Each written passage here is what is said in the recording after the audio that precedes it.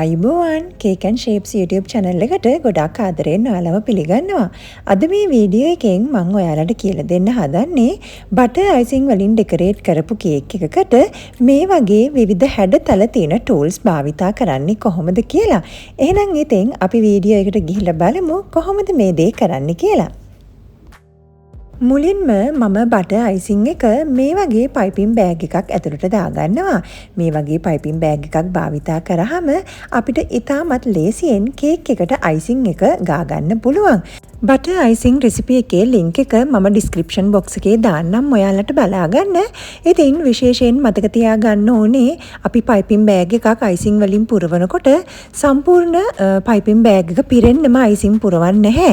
Icing bag එකෙන් භාගයක් විතර වගේ තමයි අපි අයිසිං පුරවන්නේ. එතකොට අපිට ඉතාමත් ලේසියෙන් පයිපින් බෑග් එක අල්ල ගැනීමේ පහසුව තියෙනවා. අපි මුලින්ම බලමු මේ ටූල්ස් දෙක භාවිතා කරන්නේ කොහොමද කියලා. ඉතින් ඕනම කේක් බඩු කඩේකින් මේ වගේ විවිධ හැඩතල තියෙන ටූල්ස් ඔයාලට මිලදී ගන්න පුළුවන්. මුලින්ම මම කේක් එක ක්‍රම් කෝට් කරලා ශීතකරණයේ යට කොටසේ පැය දෙකක් විතර තියලා තමයි දැන් අරගෙන තියෙන්නේ. ඉතින් විනාඩි 10ක් 15ක් රූම් ටෙම්පරේචර් එකේ තියලා තමයි මම දැන් ඩෙකොරේට් කරන්න පටන් ගන්නෙ. දැන් මම හදාගත්ත අයිසිං එකෙන් මේ විදියට සම්පූර්ණ කේක් එකම කවර් කරගන්නවා. ඊට පස්සේ සාමාන්‍යයෙන් අපි කේක් එකක් ස්මූත් කරන විදියට ස්මූතර් එකක් ආධාරයෙන් මේ වගේ ස්මූත් කරගන්නවා.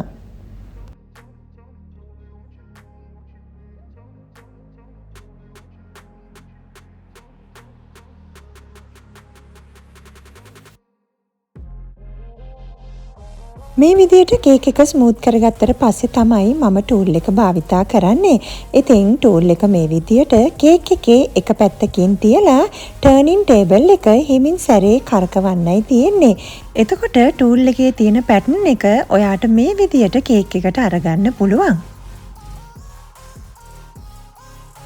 දැන් අපි බලමු මේ පැටර්න් එක කොහොමද කරගන්නේ කියලා. ඉතින් කලින් විදියටම මම කේක් එක බටර් අයිසිං වලින් හොඳට ස්මූත් කරගෙන තියෙන්නේ. මේ විදියට ටූල් එක කේක් එකේ එක පැත්තකින් තියලා මම කලින් වගේම ටර්නින් ටේබල් එක හිමින් සැරේ කරකවනවා. ඉතින් ඒ ටූල් එකේ පැටර්න් එක මේ විදියට තමයි අපිට බලා ගන්න පුළුවන්. මේ පැටර්න් එකත් ඒ විදියටම තමයි මම කරගන්නේ.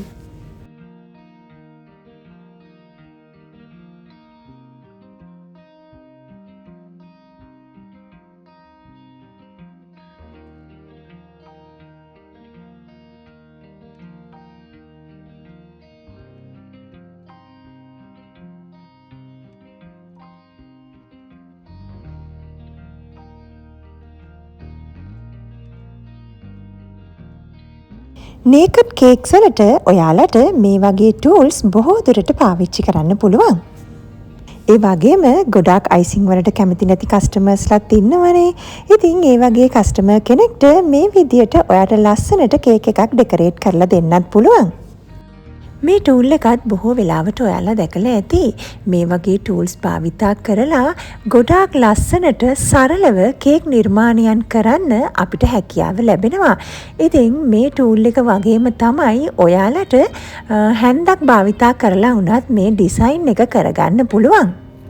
ඔයාලා දැකලා ඇතිනේ වෙඩින් කේක් ස්ට්‍රක්චර්ස් වලට එහෙම මේ වගේ කේක් නිර්මාණයන් කරලා තියෙනවා. ඉතින් ෆ්‍රෙෂ් ෆ්ලවර්ස් ටිකක් තියලා ගත්තාම ගොඩාක් ලස්සන කේක් නිර්මාණයක් ඔයාලට කරගන්න පුළුවන්. ඒ වගේම මේ වගේ සරල ටූල්ස් කීපයක් භාවිතා කරලා අපිට කොච්චර ලස්සන කේක් නිර්මාණයන් කරගන්න පුළුවන්ද කියලා ඔයාලට අවබෝධයක් ලැබෙන්න ඇති. එහෙනම් ඉතින් මේ වීඩියෝ එක ඔයාලට ප්‍රයෝජනවත් කියලා හිතෙනවා නම් අනිත් අයටත් බලන්න ෂෙයා කරන්න. ඒ වගේම Cake and Shapes YouTube channel එක subscribe කරන්න. එහෙනම් ඉතින් නැවතත් ඔයාලව හමු වෙන බලාපොරොත්තුෙන් අදට මේ වීඩියෝ එකෙන් සමුගන්නවා. ඔයාලට සුබ දවසක්.